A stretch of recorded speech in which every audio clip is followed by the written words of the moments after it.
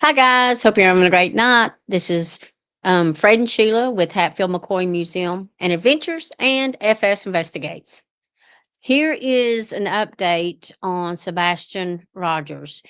Chris and Katie Proudfoot were talking to a reporter on the anniversary of his disappearance. So we're going to play that, and then I might say something at the end there. We'll see. So let's try that again. Here we go. Told people all over the mid-state and across the country. Yeah, 1 year ago today, Sebastian Rogers vanished from his Hendersonville home without a trace. Hundreds of tips have poured in, but still no Sebastian. Sebastian's mother and stepdad sat down with our Holly Thompson, who joins us now with how they're handling everything 1 year later.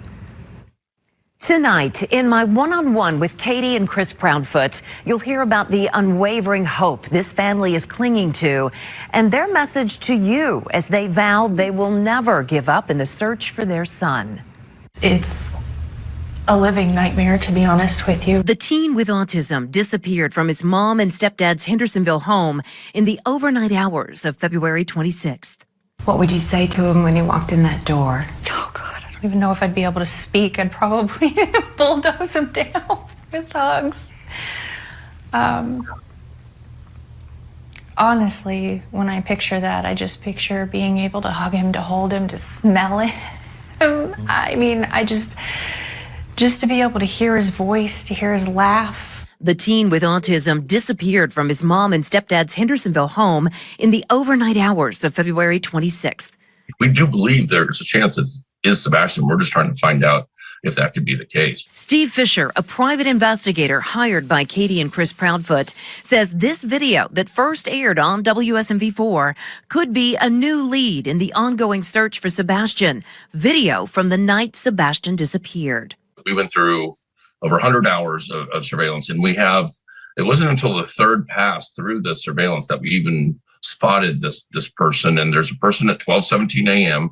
in the same neighborhood that Sebastian's from that walks southbound in the neighborhood, goes behind a vehicle. It appears that they're trying to stay out of sight of another person that's walking their dog, and then doubles back after it's clear. Fisher says he's working to learn if that person wearing dark clothing in the video is accounted for in the investigation. It actually gives us more rejuvenated hope that we may actually be onto something. We just have to run it down. Over the last 12 months, emergency responders and volunteers spent hundreds of hours searching for the missing teen. Drone mapping, ground searches, scent dogs, and the scouring of surveillance video.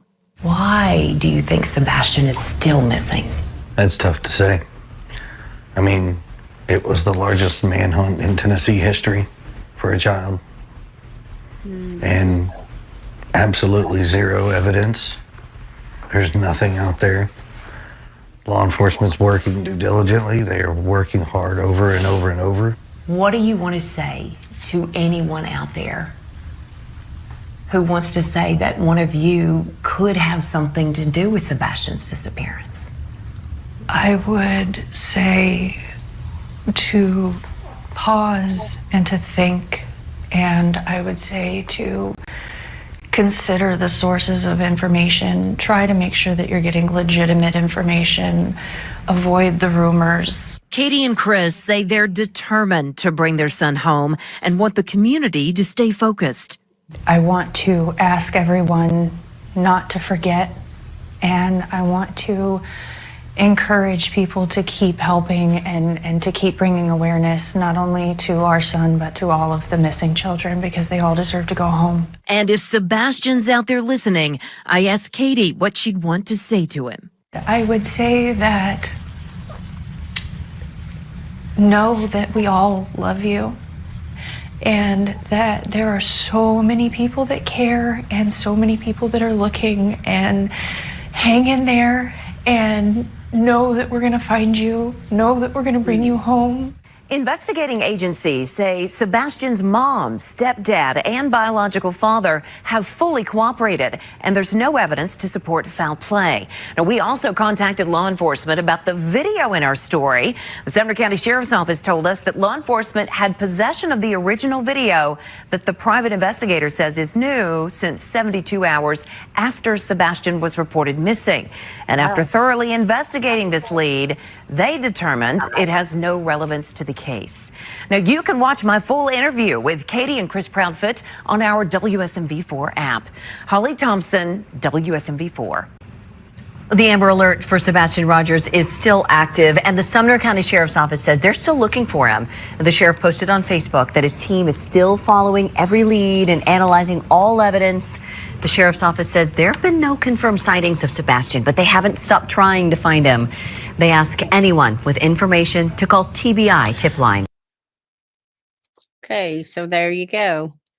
They said the video that they had, that the detective had, was new, but according to the police, they said they've had it.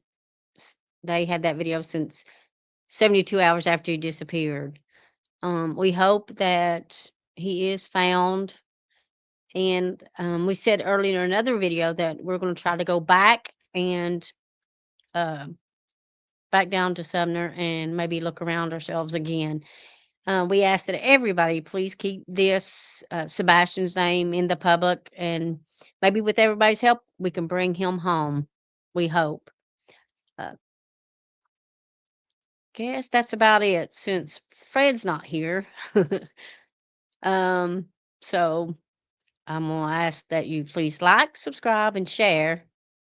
And thanks for all you all do. We couldn't do it without you.